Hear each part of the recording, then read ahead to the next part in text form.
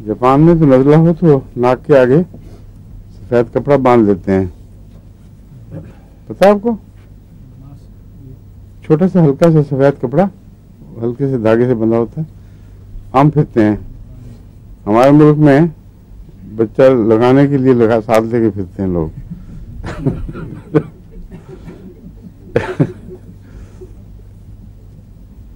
नहीं, वैसे तो मैं मजाक कर रहा हूँ, इसमें सीरियस भी है बात।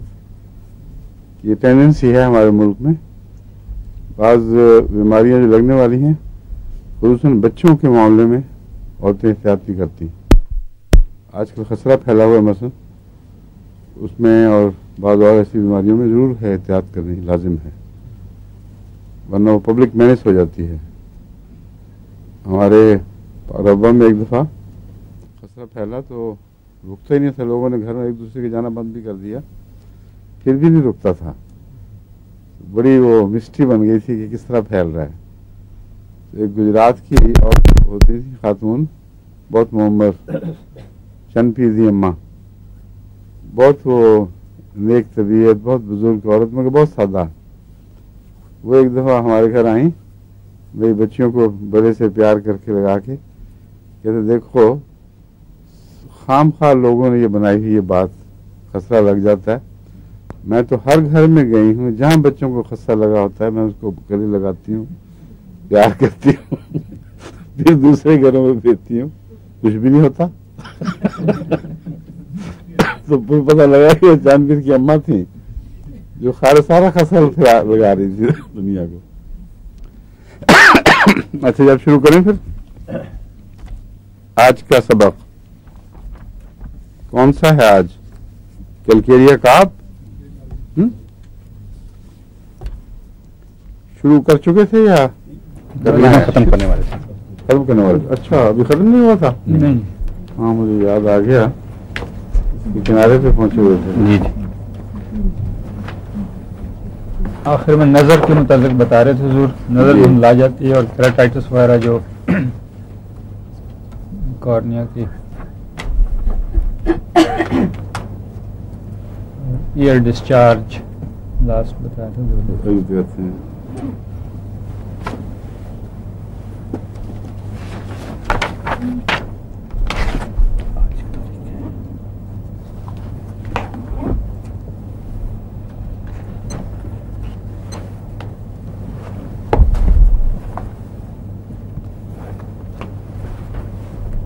काफी आगे है फाल्गुन है। जी जी। हाइड्रोकेफेलस डिस्कस किया था हमने।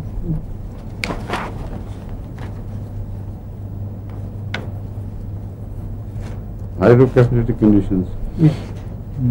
इसके बाद फिर आंखों के किसी में फोटोफोबिया वगैरह, कैटरेक्ट भी ठीक हो जाता है इसमें, कैटरेक्ट भी शामिल है, डिम भी है। यहाँ तक हो गया था जी। कान के अंदर पुराना डिस्चार्ज, आंखों का जो थकावट है, ऐसी थकावट जो कमजोरी पैदा कर देती है, लंबा स्ट्रेन होकर ना आंखें थक जाती हैं, मसल्स में उनकी कमजोरी आ जाती है, उसमें कैलकेरिया का अच्छी दवा है। लेकिन कैलकेरिया से भी ज़्यादा अच्छी आंखों के अमूमी मस्कुलर वीकनेस और थकावट के लिए ओनोस्मोडियम है। ओनोस्मोडियम का असर सारे सिलसिले के पीछे पड़ता है, और जब इसमें कमजोरी हो, ओनोस्मोडियम आंखों की कमजोरी समेत सारे जिस्म पीछे तक, गर्दन के पीछे, बाजू पर, पहलुओं पे, और इसकी सरदर्द भी काफी तंग करने वाली होती है, यानी बहुत शदीद नहीं होती ओनोस्मोडियम की सरदर्द, मगर ठहरी रहती है। उसके लिए बसा औकात मैंने जेलसीमियम 200 के साथ ओनोस्मोडियम दी है, तो गैर मामूली फायदा हुआ है। वह तो मैजिक की तरह काम करती हैं दोनों मिलकर, क्योंकि जेलसीमियम में भी वो कमजोरियां हैं, और नजर की वो कमजोरी जिसकी हम बात कर रहे हैं।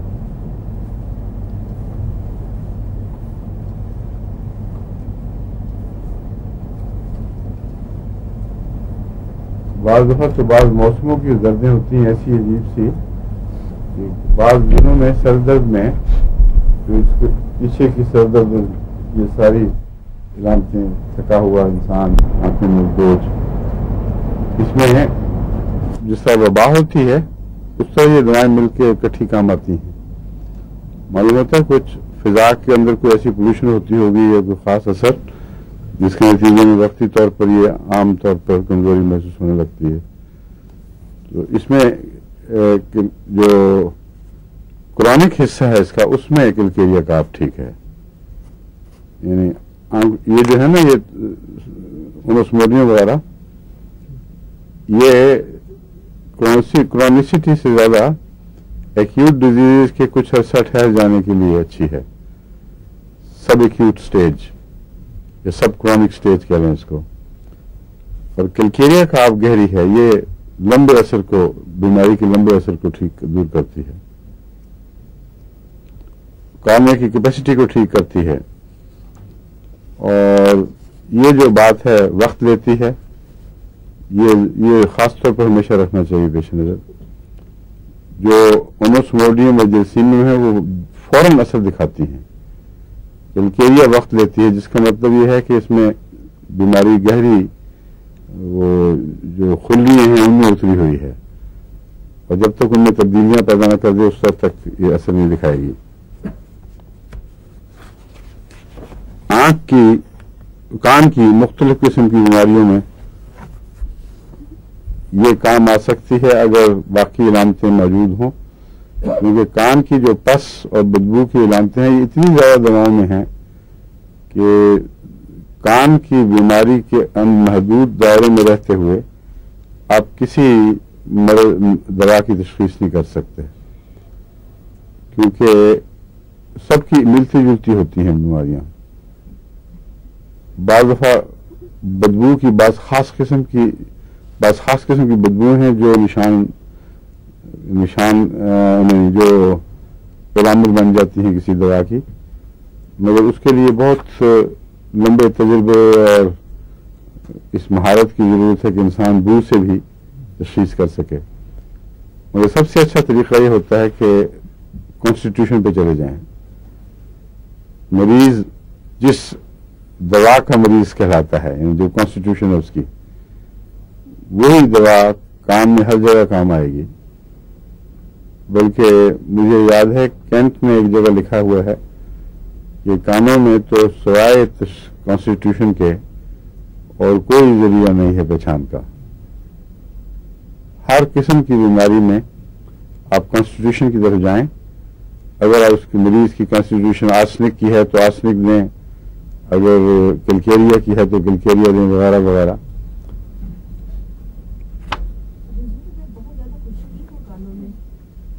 खुश्की, बहुत ज्यादा खुश्की जी, कॉन्स्टिट्यूशन में जाएं। और ऐसी कॉन्स्टिट्यूशन जो कानों में बीमारी पैदा करती है, और खुश्की भी है और खारिश भी है। हाँ, और अगर जिस्म उसमें ठंडा है तो सुराइनम काम आएगी, और अगर जिस्म गर्मी की तरफ मायल है तो सल्फर काम आएगी। और अगर गर्म सर्द दोनों हो तो फिर किलकेरिया, सल्फ और कार्बोनियम सल्फ जैसी दवाओं में आपको तलाश करनी चाहिए कौन सी काम आती है।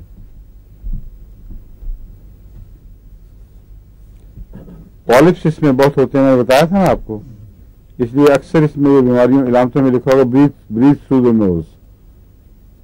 लेकिन अजीब बात है कि पॉलिप्स और ब्रीथ थ्रू द नोज इकट्ठे नहीं जाते, समझे आप?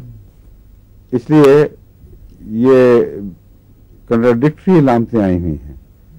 इसका मतलब ये है कि अगर उसके गले में टॉन्सिल्स बढ़े हुए हों तो फिर ब्रीथ थ्रू द नोज होगा।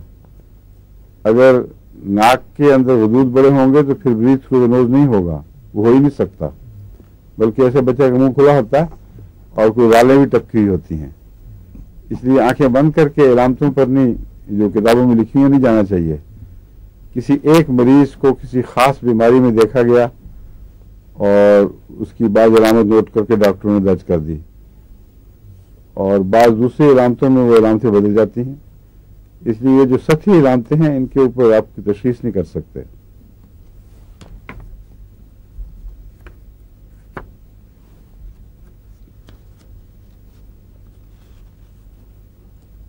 नाक में भी पुरानी कटार वगैरह जो है उसमें आमतौर पर यह काम आता है।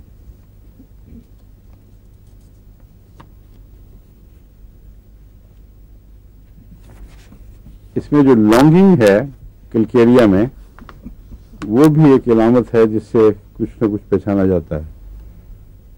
अंडों की बहुत ख्वाहिश होती है किलकेरिया में, गैर मामूली। लेकिन उसके अलावा बच्चा ऐसी चीज़ें खाता है जो हजम नहीं होती, और मिट्टी खाएगा या कागज खाएगा, तो ये बताता है कि उसके अंदर कोई ऐसी कमी है जिसकी बेचैनी दूर करने के लिए वो इधर उधर हाथ मारता है।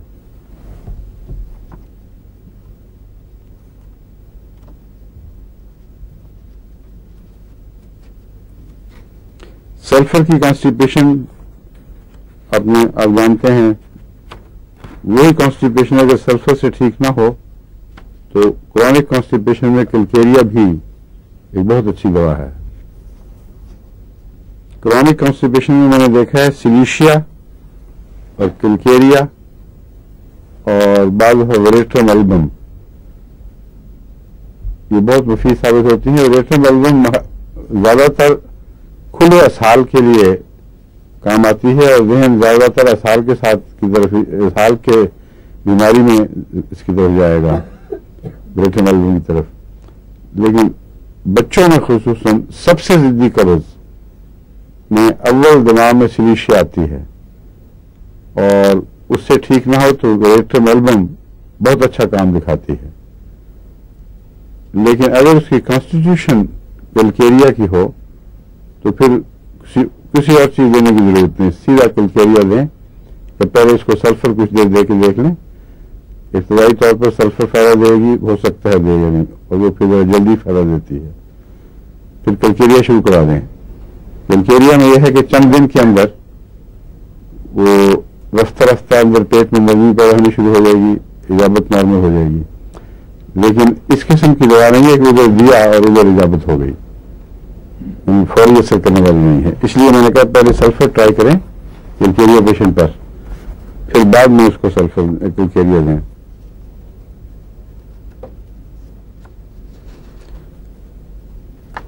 मर्दों और औरतों दोनों में जो अंदरूनी आज़ा हैं उन पर इसका वही असर है जो सारे जिस्म पर है।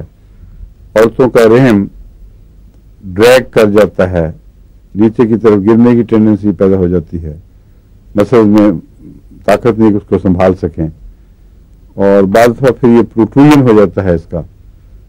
इसलिए किलकेरिया के मिजाज को पेश नजर रख के ज़्यादा तफसील में जाने की जरूरत नहीं। सारी अलामतें अंदरूनी अज़ा पर भी असरअंदाज होती हैं, में भी दिखाई देती हैं, यानी किलकेरिया का असर पहुंचता है। वॉट्स भी मिलते हैं किलकेरिया में।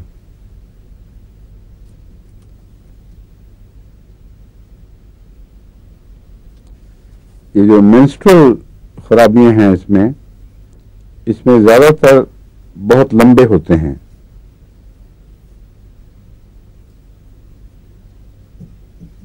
और जल्दी भी होते हैं,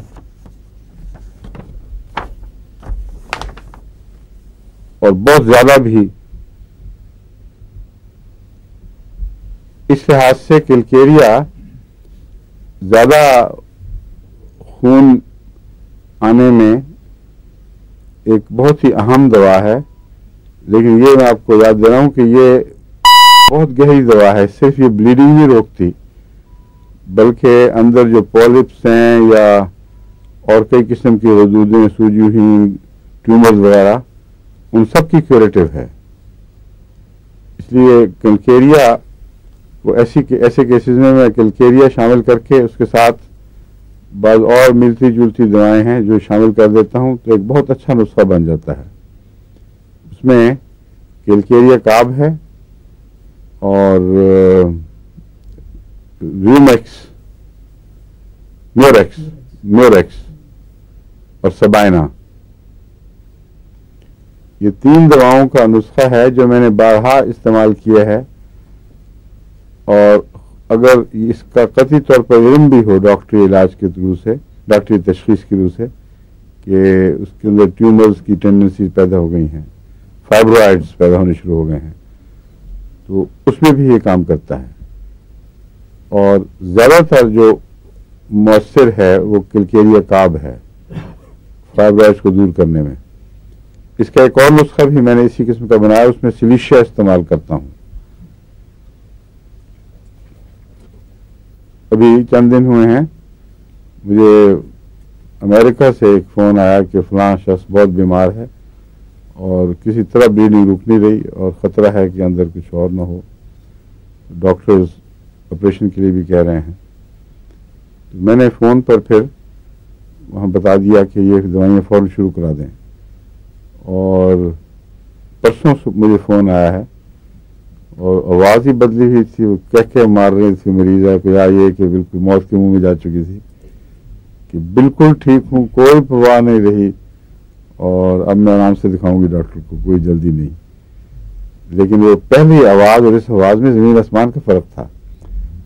तो ये कोई करीबन मेरा ख्याल है 10 दिन के अरसे में हुआ है, और जो ब्लीडिंग थी वो तकरीबन कांस्टेंट हो चुकी थी। पहले लंबे मेंसेस आके फिर वो मुस्तकिल हर वक्त रिसने वाला एक खून था जो डॉक्टरों को बहुत परेशान कर चुका था। तो मैं इसलिए बता रहा हूँ कि ये दवाएं बहुत गहरा असर रखती हैं और बसा औकात उसके जर्राह के चाकू से बचा लेती हैं और एक इनकलाब पैदा कर देती हैं तबीयत में, एकदम बशाशत होकर इंसान वापस दुनिया में आ जाता है।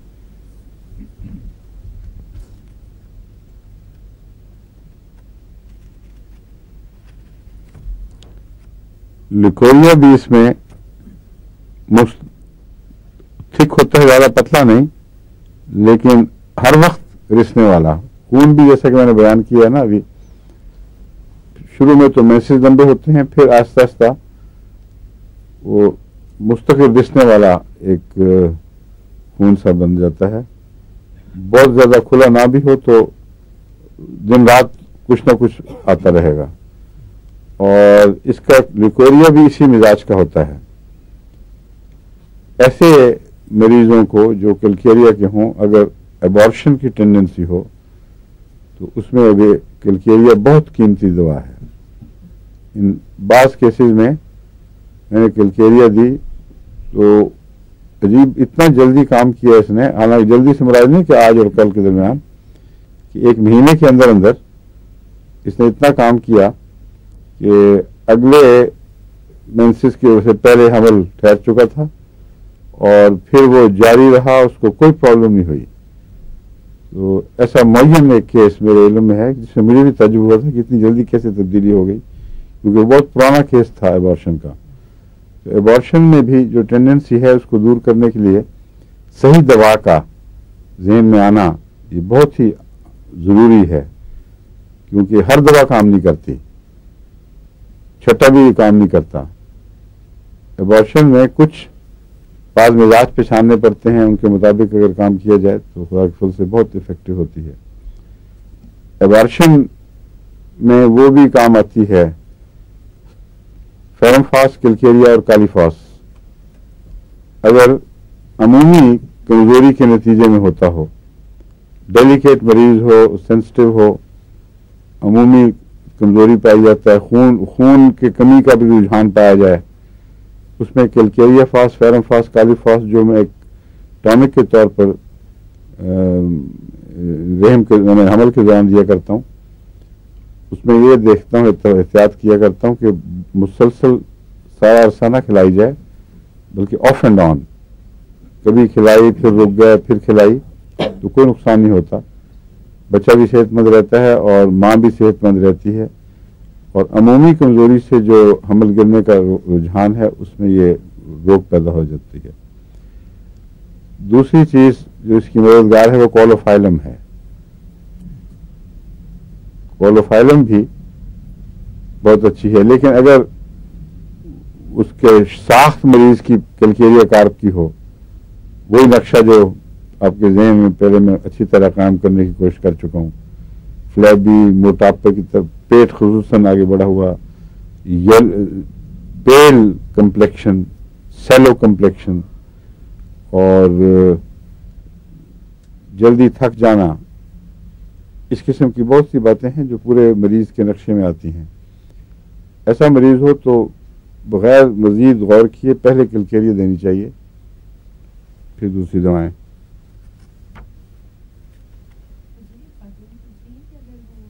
नुस्खा जो आपने बताया ब्लीडिंग का, ये सिर्फ ब्लीडिंग के दौरान ही देना है या वैसे भी दे सकते हैं? ब्लीडिंग के दौरान भी देना है। देना है या उसके नहीं नहीं, उसके बाद दे सकते हैं, व्हाई नॉट।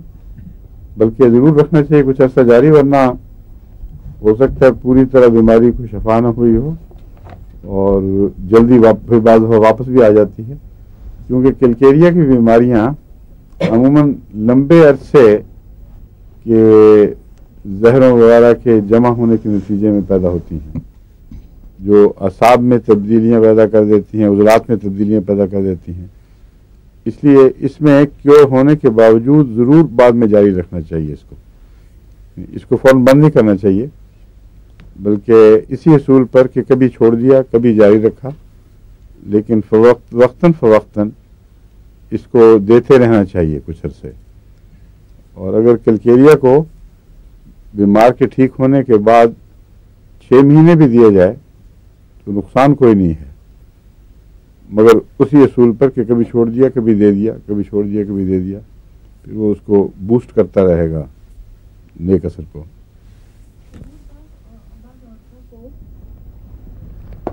हाँ जी, बार औरतों क्या होता है? हमल के दौरान काली फास माफिक नहीं आती, उल्टी आती है। किसके दौरान? हमल के दौरान जी काली फास माफिक नहीं आती जी, तो उसको बादल की दवाई है? क्यों नहीं आती? क्या होता है? हाँ? उल्टी भी आ जाती है और वैसे भी काली फास को भी उल्टी नहीं आती, वैसी आती होगी, काली फास का नाम लग जाता होगा बेचारी को। लेकिन कभी मैं काली फास खाती हूँ तो मुझे माफिक नहीं आती। नहीं, माफिक ना आने की क्या बात है? सही तरह से पता नहीं क्या इलामतें जाहिर होती हैं जिससे पता चलता है कि ये माफिक नहीं है? हैं? हाँ, पूछ के बताएं। क्योंकि 6x में या ऊंची ताकत में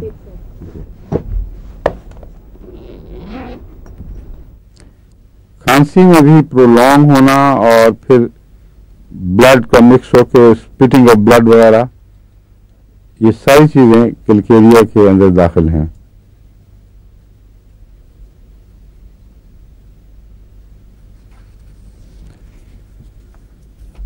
पांव काली कार्प की तरह ठंडे और अंगुली कमजोरी जब बढ़ जाए तो ऐसा मरीज ज्यादा देर यूं मतलब बैक पे भी नहीं बैठ सकता, बल्कि कुर्सी पे स्लाइड कर जाता है यूं करके। और कई दफा मैंने देखा है मुलाकातों के दरमियान बाद मरीज आते हैं, निस्बतन जो 50 साल से ऊपर के मरीज हैं, वो देखते देखते पहले मैं यूं देख रहा होता है ना उनको, फिर और देखने में देखूं तो सिर नीचे हो चुका होता है और आस्ते आस्ते यूं होते होते नीचे हो जाते हैं। तो ये कैलकेरिया याद आता है इस पर। कैलकेरिया में ये बात खास है कि थोड़ी देर में मरीज स्लाइड होने लग जाता है, और बड़ी हुई बीमारियों में अगर मरीज तकिए से स्लाइड होकर नीचे गिरता रहे बार बार, उसके लिए क्या दवा जहन में आएगी? आपको पता लग गया है, लगता है आप मुस्कुरा रहे हैं। नो नो, अब मैं मुस्कुरा रहा हूं। म्यूरेटिक एसिड, म्यूरेटिक एसिड तो खास इस बात का निशान है कि मरीज कमजोरी से स्लाइड कर जाए नीचे, लेकिन यहां बैठे हुए मरीज की बात हो रही है कैलकेरिया में।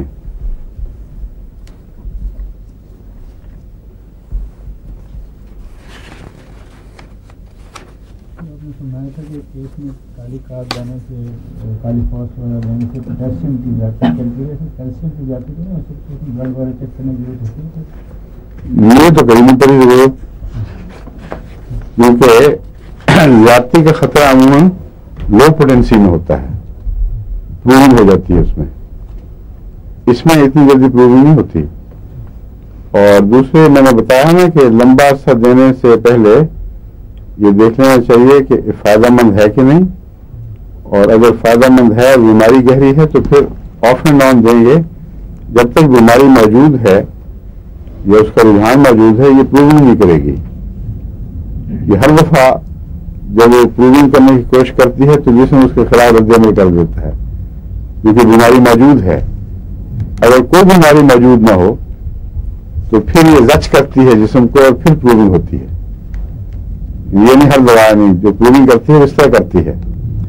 असल बीमारी है तो प्रूविंग नहीं होती, उसको कहते हैं रिएक्शन।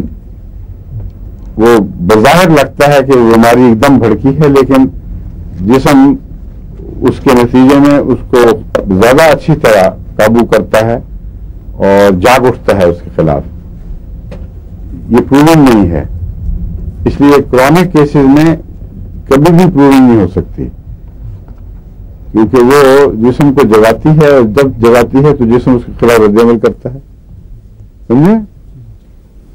प्रूविंग बस ये याद रखें कि वो जब जिस्म में वो बीमारी मौजूद ना हो और फिर उस बीमारी को ना कोई ऐसी दवा दें जो कोई बीमारी पैदा कर सकती हो, वो जब बीमारी पैदा करेगी खास होम्योपैथिक तरीके पर देने के नतीजे में, वो प्रूविंग है।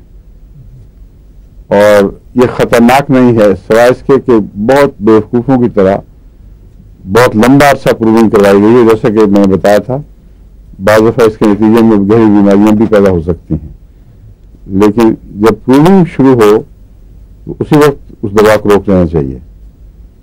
बस ऐसी सूरत में जहां आप मुस्तकिल कैलकेरिया काली फॉस्फोरस देते हैं, ये नजर भी रखनी चाहिए कि कहीं प्रूविंग तो नहीं हुई। जिस एमडी डॉक्टर की मैंने बात बताई थी, उन्होंने, हालांकि वो होम्योपैथ नहीं थे, उन्होंने एक और डॉक्टर को कालीफास खाने के नतीजे में बाद इलामतों को महसूस किया, और उनको ये भी नहीं पूरा पता था उस वक्त कि क्या खा रहे हैं। तो जब वो चेकअप कराया तो खून में कालीफॉस की मिकदार बहुत बढ़ चुकी थी। पोटेशियम जितना होना चाहिए उससे 5 गुना ज्यादा था, जिसका मतलब ये है, वो मुझे खुद बता रहे थे कि अगर थोड़ा सा और होता तो किसी अचानक फौत हो सकता था मरीज। तो फिर जब उन्होंने मालूम किया कि आप क्या खा रहे हैं तो उन्होंने बताया कालीफॉस। उन्होंने कहा यही आ गई है खून में, देख लें इसको। तो ऐसी सूरत में इलामतें थी तो उनको ख्याल पैदा हुआ ना। तो होम्योपैथ को भी इलामतों पर नजर रखनी चाहिए। उसको टेस्ट कराना तो जरूरी नहीं है, मगर जहां इलामतें पैदा हों वहां उसका फर्ज है कि उस दवा को मजीद देने से रोक दे। ये हर जगह का असूल काम करेगा।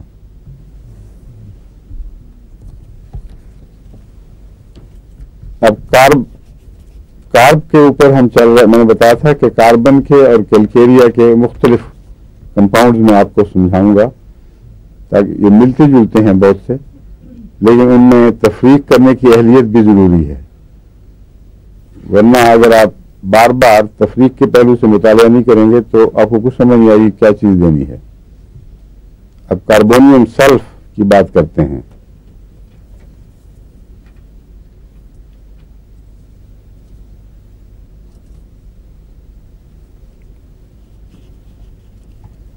कार्बोवेज में हमने क्या अलामत देखी थी हवा के ताल्लुक में?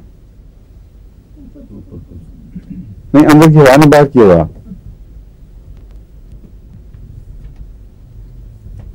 ऐसा मरीज ठंडा होता है या गर्म होता है? बाहर से ठंडा सर्द, और उसके बावजूद हवा चाहता है, इसलिए ठंडे पसीने में तरबतर भी हो। मसलन दमे का मरीज बात होता है, कार्बोवेज अक्सर भीगा हुआ मरीज होता है पसीने से और ठंडा पसीना, लेकिन खिड़की बंद बर्दाश्त नहीं कर सकता, फ्रेश एयर चाहता है, क्योंकि उसके अंदर ऑक्सीजन की कमी हो रही होती है। ऑक्सीजन की कमी तो गालिबन सब मरीजों को महसूस होती होगी, लेकिन कार्बन का मरीज अपनी ऑक्सीजन कार्बोवेज का ऑक्सीजन की कमी को इस तरह जाहिर करता है कि उसको खुली हवा चाहिए। ये जो दवा है कार्बोनियम सल्फ, ये भी खिड़कियां खुली रखवाना चाहता है, हालांकि सल्फर इसमें दाखिल हो गई है जो इसके बरक्स है, लेकिन ये खिड़कियां खुली चाहता है बहरहाल, लेकिन हवा बर्दाश्त नहीं कर सकता। और एक फर्क है, ड्राफ्ट बिल्कुल बर्दाश्त नहीं है।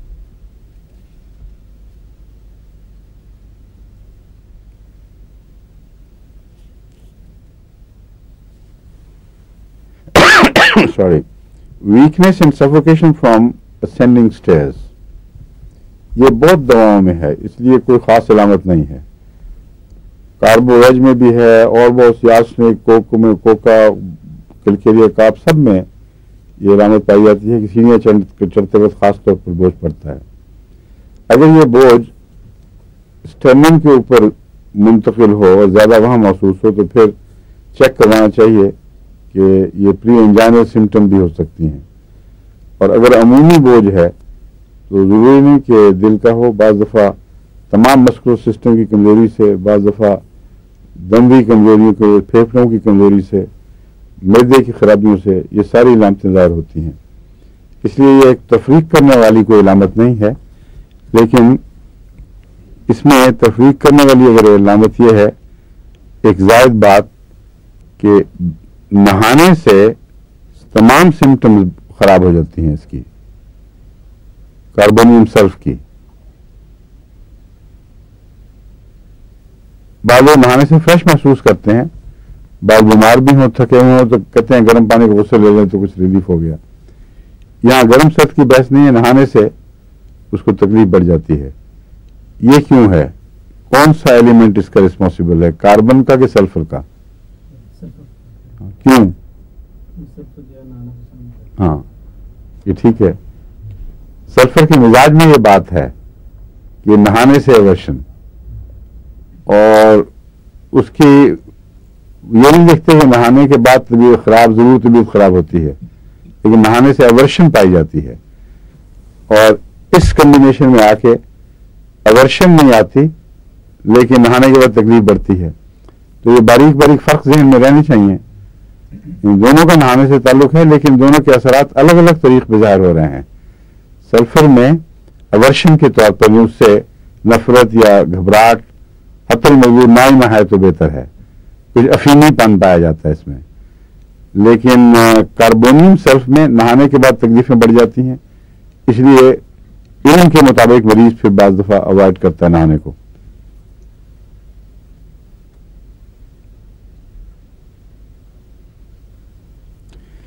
ये एक दवा है जिसके मुतालिक काफी जिम्मेदार होम्योपैथ भी ये लिखते हैं कि ये ल्यूपस को क्योर करने की ताकत रखती है, कार्बोनियम सल्फ।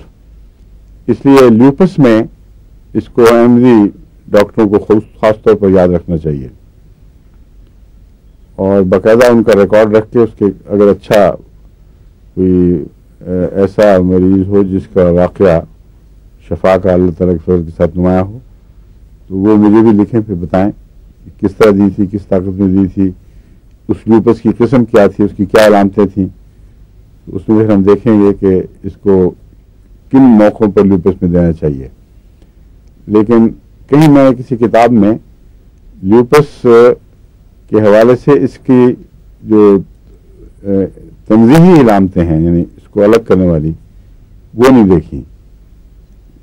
और इसमें मैंने काफ़ी किताबें देखी हुई हैं, फेरिंगटन भी है, ड्यूई भी है, और कलकत्ता के डॉक्टर दास और मोजमदार वगैरह, और एक हमारे हिंदुस्तान के पॉपुलर होते थे डॉक्टर काशी राम जो बहुत चलते हैं पाकिस्तान में, उनके चुटकुलों के माहिर हैं और वो सारी दुनिया की किताबों के का खुलासा उन्होंने हर जगह दे दिया। काफ़ी बड़ी किताब है, तो इस तरह इकट्ठा कर दिया है सारा खुलासा कि वो फिर कंफ्यूजन पैदा कर देता है। लेकिन कई चीज़ें जो वैसे अलग नहीं मिलती वहाँ इकट्ठी भी मिल जाती हैं, फ़ायदे भी है नुकसान भी है। मैं इन सब के हवाले से कह रहा हूँ, ल्यूपस के मुतल्लिक कोई ऐसा तंज़ीही निशान नहीं मिला कि ये हो तो फिर ये दवा काम आएगी, लेकिन ये दवा असर ज़रूर रखती है उन तमाम मिलती जुलती इलामतों में जिनका नाम ल्यूपस है और ल्यूपस के नतीजे में पैदा होती हैं। इस पर ज़रा ज़्यादा तवज्जो से गौर होना चाहिए।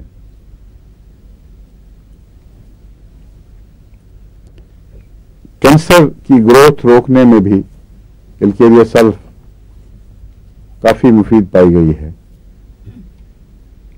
ये और कौन सी मुमकिन दवाएं हैं जो कैंसर को रोकने में और वक्ती तौर पर उस बला को टालकर मजीद मरीज पर गौर करने के लिए फ़ायदा दे सकती हैं। बाद मरीज हैं जो तेजी से डूब रहे हैं, उस वक्त आपको कई दवाएं आएंगी, लेकिन आपके पास वक्त नहीं है कि तजुर्बा करें और इतना लंबा अरसा तजुर्बा कर लें कि पता लगे कि ये दवाई नहीं फलां दवा है। उस वक्त बहुत परेशानी की हालत में होम्योपैथ डॉक्टर फिर छट्टा मारते हैं और कैंसर जैसी बीमारियों में छट्टे काम नहीं करते। उसमें कोई एक दवा को मौका मिलना चाहिए, वो पूरा असर दिखाए या नाकाम हो तो फिर आप तब्दील करें।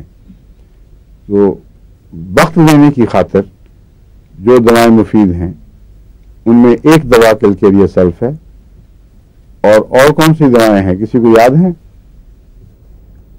क्यों जी? क्या? Carbonium sulph? मैं कार्बोनियम सल्फ कह रहा हूँ, कोई पढ़ा रहा हूँ। कैलकेरिया निकला तो लफ्ज कैलकेरिया कैंसिल कर दें। कार्बोनियम सल्फ, कैलकेरिया सल्फ में भी ये बात है वैसे, मगर निस्बतन दूसरे दर्जे पर। कार्बोनियम सल्फ में ये बहुत नुमाया है। इससे आपको अंदाजा होगा कि कितनी गहरी दवा है। कार्बन और सल्फर दोनों मिलकर बहुत छोटी की चीज बनती है और बड़ा गहरा असर रखती है सारे इंसानी निजाम पर। लेकिन और जो ल्यूपस को क्योर कर सकती हो, शफा दे, आराम नहीं शफा दे देती है अल्लाह के फजल के साथ, वो लाजमन बहुत ही अहम दवा है और बहुत गहरे असर वाली। कैंसर पर भी असर रखती है और हर किस्म के कैंसर की शिफा के लिए अलग अलग दवाएं चाहिए। लेकिन बाज दवाएं ऐसी हैं जो हर किस्म के कैंसर में इतना फायदा दे देती हैं कि आपको लंबा वक्त मिल जाए, 1-2 साल तक। बाज दफा वो कैंसर अरेस्ट होकर वहीं बैठा रहता है और इस अरसे में आप उसकी दवा ढूंढ सकते हैं। तो उसमें एक कार्बोनियम सल्फ है और एक आर्सेनिक आयोडाइड है और एक ग्रेफाइट्स। 3 दवाएं ये चोटी की हैं।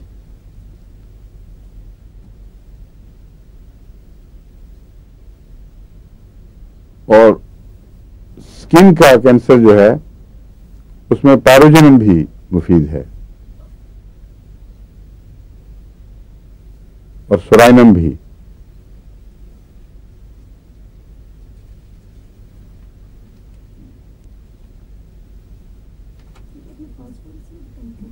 क्या? वो हड्डियों के कैंसर के लिए बताया था मैंने, बोन कैंसर में। वो तो हर एक और भी चीजें बताऊंगा मैं, सारे कैंसर की दवाएं सारी तो नहीं बता रहा आपको। मैं कह रहा हूं कि कैंसर की दवा बाज दफा ढूंढनी इसलिए मुश्किल है कि बहुत दबाव बढ़ जाता है। मरीज ऐसी स्टेजेस पे पहुंच गया है कि उस वक्त कैंसर की दवा ढूंढना जो उसके लिए खसूसियत से मुफीद हो, ये मुश्किल काम हो जाता है।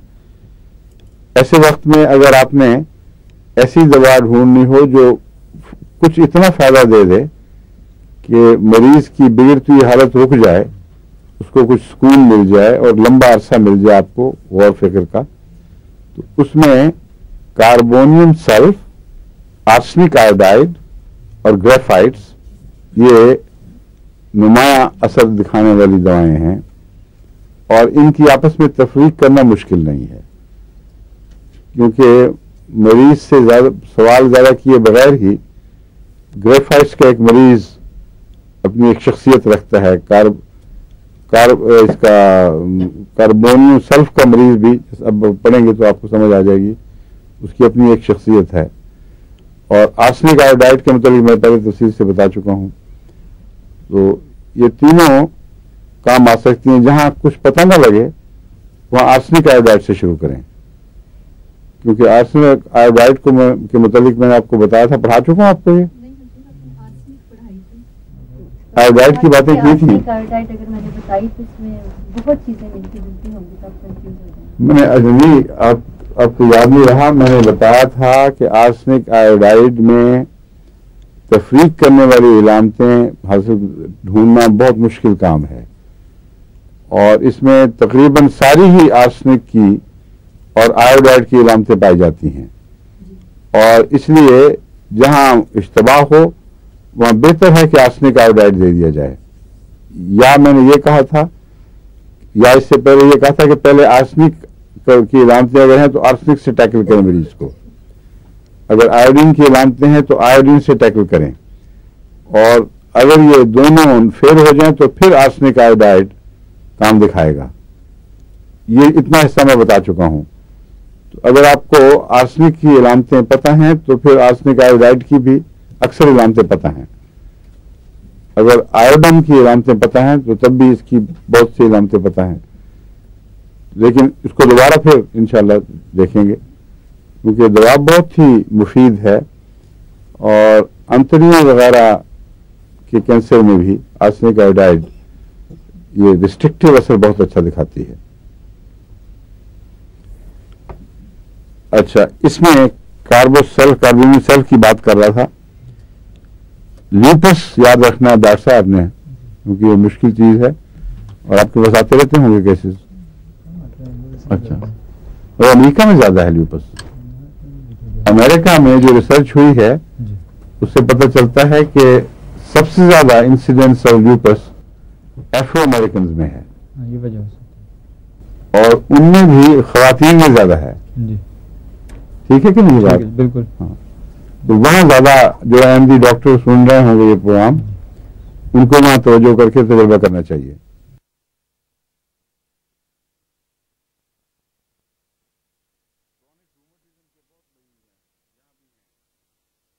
उनके लिए कार्बोनिल सल्फ में भी खुशखबरी हो सकती है, क्योंकि यह है बहुत गहरी दवा। अगर इसकी इलामतें मिलें तो फिर कितना ही पुराना रूमेटिज्म क्यों न हो, ये उसको रफ्ता रफ्ता ठीक कर देती है।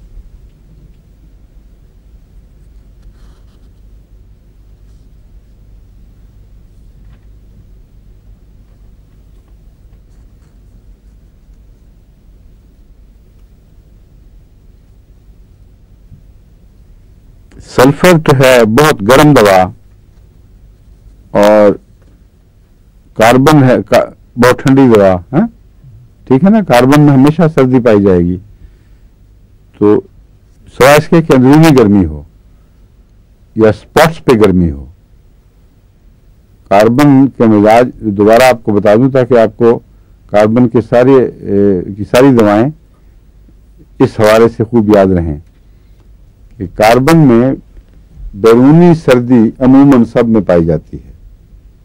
जिस्म ठंडा, ऊपर से सर्दी लग रही है, कपड़े पर ढांकेगा, लेकिन बहुत स्पॉट्स पे बर्निंग, और खासतौर पे अंदर बाज जगहों पे जलन का एहसास, और बाज दफा ऐसी सख्त के गोया आग लग गई हो, ये कार्बन के अंदर इलामतें हैं मुतजाद। लेकिन सल्फर में मुसलसल गर्मी है, और आकर जिस्म का जुड़ बन जाने वाली गर्मी जो ठहर गई है। पांव भी जलते हैं, हाथ भी जलते हैं, सर की चोटी भी जलती है, और ये जो गर्मी है ये किसी तरह ठीक नहीं होती। पस्टिल्ला में भी ये गर्मी पाई जाती है, लेकिन पस्टिल्ला और सल्फर की गर्मी में पहचान क्या है आपस में, बताइए?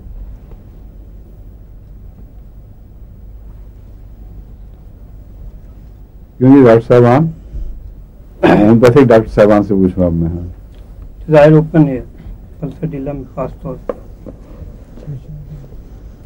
ये तो कोई सल्फर प्यास? पस्टला की पहचान नहीं है। प्यास का फर्क? एक, हाँ बिल्कुल सही है, एक फर्क प्यास का फर्क है। पस्टिल्ला अमूमन बेप्यास की दवा है और सल्फर खुली प्यास की। दूसरे ये कि पस्टिल्ला में उसकी गर्मी में वन साइडेडनेस जरूर होती है, सल्फर में मुतवाजन गर्मी है जो सर की चोटी से लेकर पांव के तलवों तक सब जगह नजर आएगी। जहां जहां भी सल्फर असर दिखाती है वो उसकी गर्मी नुमाया हो जाती है। इसकी खारिश में भी साथ जलन होती है। लेकिन पस्टिल्ला में या पांव ठंडे होंगे या गर्म होंगे या हाथ गर्म होंगे, और बिलअमूम पांव जब गर्म हो तो फिर जरूरी नहीं कि हाथ के तलवे भी गर्म हों, और बाज़ दफा सर गर्म होता है और हाथ के तलवे और पांव दोनों ठंडे होते हैं पस्टिल्ला में। तो पस्टिल्ला में कुछ बेलाडोना की तरह की अलामत वन साइडेडनेस है। हाँ, एक साइड पे पसीना आता है, ये भी उसी की अलामत है। तवाज़ुन बिगड़ा होता है गर्मी का, एक तरफ गर्मी एक तरफ सर्दी, और ये दाएं और बाएं से भी फर्क है और ऊपर और नीचे से भी फर्क है। लेकिन बैक वक्त इसमें हाथ और पांव के अंदर गर्मी मौजूद हो सकती है, उसकी नफी नहीं है, मगर ये नहीं होगा कि सर की चोटी भी साथ ही जल रही हो और तवाज़ुन हो गर्मी में, और ना ये होगा कि साथ प्यास की भड़कन लगी हुई है। और सल्फर और पस्टिल्ला का मरीज बड़ा नुमाया फर्क है। सल्फर का मरीज निस्बतन पतला होता है और उसमें एंगुलर सा होता है मरीज। सिल के मरीज सल्फर के मरीज बन जाते हैं बसा औकात, और सल्फर के मरीज में निस्बतन मैंने देखा है जो ढांचा हो ना, निस्बतन पतला ढांचा और थोड़ा सा झुकने का भी रुझान पैदा हो जाता है। ये उन मरीजों के हवाले से मैं कह रहा हूं जो मेरे पास आते रहे जिनको सल्फर ने फायदा दिया। लेकिन सल्फर के लिए ऐसा मरीज होना जरूरी नहीं है। ये बहुत वसी असर की दवा है। खारिश में छोटे बच्चों को भी मोटों को भी दे के देखिए, जरूरत हो तो काम आती है। लेकिन पस्टिल्ला से फर्क में आपको याद रखना चाहिए कि पस्टिल्ला की कॉन्स्टिट्यूशन मोटी और बेतवाजुन गर्म और प्यास की कमी। सल्फर में कंसिस्टेंसी है गर्मी में, सारा जिस्म हर हिस्से में गर्मी दिखाएगा, और प्यास है।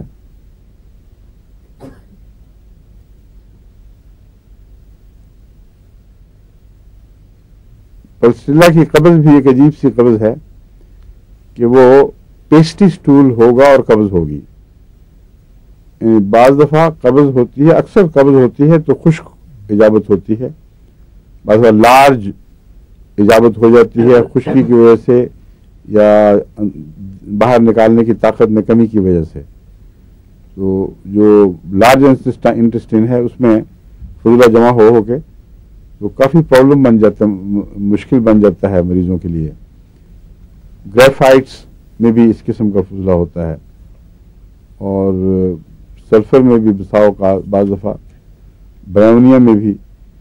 मगर ये जो पस्टिल्ला की कब्ज है इसे पेस्टी होने के बावजूद, नरम होने के बावजूद कब्ज होती है, और बार बार इजाबत भी होगी तो 2-3 दफ़ा दिन में थोड़ी थोड़ी और नरम इजाबत होगी, और पानी वाली नरम नहीं बल्कि पेस्टी सी।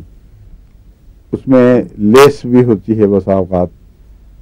लेकिन नक्सवामिका में भी 2-3 इजाबतों वाली कब्ज है, मगर वो खुश्क है। नक्सवामिका में हर दफा जो इजाबत होगी वो बंदी हुई और थोड़ी और खुश्क, लेकिन हल्की सी पेचिश के साथ या बाज़ उसके बगैर भी नक्सवामिका की कब्ज रहती है, क्योंकि इसका जो निज़ाम है आगे धकेलने वाला वो नाक़िस हो जाता है। पस्टिल्ला में पेचिश का रुझान भी बहुत है, खासतौर पर वो पेचिश जो आयरन खाने से हो उसका इलाज परस्टिल्ला है। बाद मरीजों को डॉक्टर आयरन देते हैं ज़्यादा तो उनको अंतड़ियाँ उनकी दुख जाती हैं, उसमें परस्टिल्ला सबसे अच्छा एंटीडोट है उसका। लेकिन ये यूं ही बातें परस्टिल्ला की शुरू कर दी। कार्बोनियम सल्फ की बात हो रही है।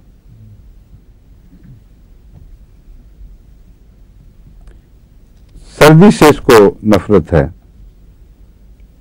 यानी इन मानों में कि अक्सर बीमारियां सर्दी से आती हैं, सर्द हवा से, ठंड लग जाने से और सर्द मौसम के अचानक आ जाने से बहुत सी बीमारियां इसकी शुरू हो जाती हैं।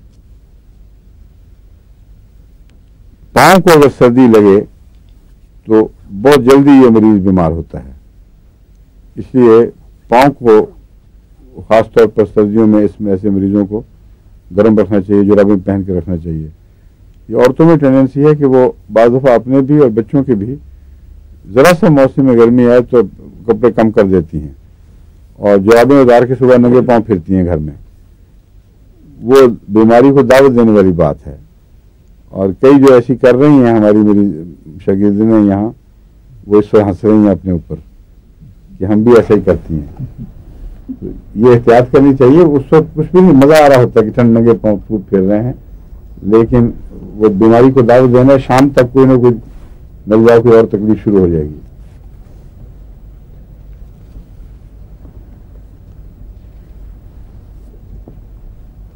ग्लैंड्स की इंडोलेशन इसमें भी बड़ी नुमाया है। ये कार्बन की खासियत है जी, ग्लैंड इंडिकेशन। सल्फर की भी है, कार्बन की भी है।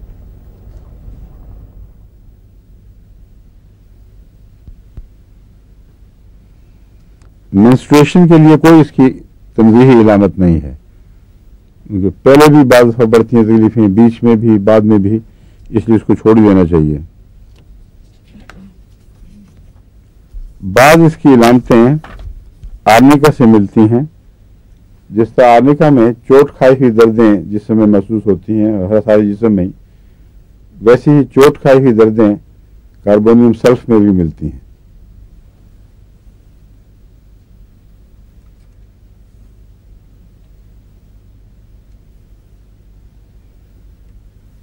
ज़हनी इलामतों के लिहाज से ये बहुत अहम दवा है।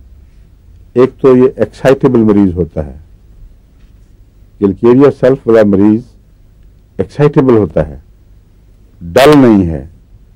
कार्बोनियम सल्फ वाला, किलकेरिया कार्ब वाला कुछ डलनेस की तरफ माइल होता है, कुछ अदम में दिलचस्पी, कुछ स्लोनेस, स्लगिशनेस। लेकिन ये जो मरीज है ये एक्साइटेबल है और सल्फर का दिमाग पर बहुत असर पड़ता है। बस कार्बन और सल्फर ने मिलकर इसको ऐसा बनाया है कि इसके मरीजों में इम्बेसिलिटी और इंसैनिटी भी बहुत नुमायां तौर पर पाए जाते हैं। अगर ऐसे मरीज को वक्त के ऊपर सही दवा न दी जाए और उसकी ज़हनी इलामतें बिगड़ते बिगड़ते आगे बढ़ती रहें तो इम्बेसिल हो जाएगा, वो एक मुस्तकिल दीवाना और इसी तरह पूरा पागल। एक इम्बेसिलिटी है जिसमें अच्छे बुरे का शऊर नहीं रहता और इंसान एक जाहिल सा वजूद बन जाता है, मगर वो आगे बढ़कर अपनी वायलेंस नहीं दिखाता। एक है इंसैनिटी। इनमें जो फर्क है वो ये है कि जिसको हम इंसैनिटी यानी पूरा पागलपन कहते हैं, उसमें मरीज जो है उसका संभालना मुसीबत होती है। उसका पागलपन एक नुमाया ताकत बन जाता है, बाज़ दफ़ा उसको गैर मामूली ताकत भी दे देता है और वो हर वक्त कुछ ना कुछ करेगा, हरकत, बाहर निकलेगा, किसी को गालियां देगा, कहीं कोई और मुसीबत डालेगा, लड़ने का रुझान और बकवास ऊंची ऊंची करने का रुझान। इम्बेसिलिटी और चीज़ है। इम्बेसिलिटी में एक मरीज बेचारा नीम पागल सा अपनी ज़िंदगी गुजार रहा है, उसी तरह बाद बच्चे इम्बेसिल होते हैं तो उनमें और उन बच्चों में और इंसैनिटी वाले बच्चों में ये फ़र्क है। और इम्बेसिलिटी निस्बतन ज़्यादा क्रॉनिक चीज़ है। पागलपन के बाद दौरे आते हैं और वो ठीक हो जाते हैं, शौक से भी ठीक हो जाते हैं। और इम्बेसिल बच्चा शौक से ठीक नहीं होगा, क्योंकि वो एक क्रॉनिक स्टेट है उसको बहुत गहरी दवा की ज़रूरत है। और ये दवा कार्बोनियम सेल्फ इम्बेसिल बच्चों में भी काम आती है और पागलपन के दौरों में भी काम आती है।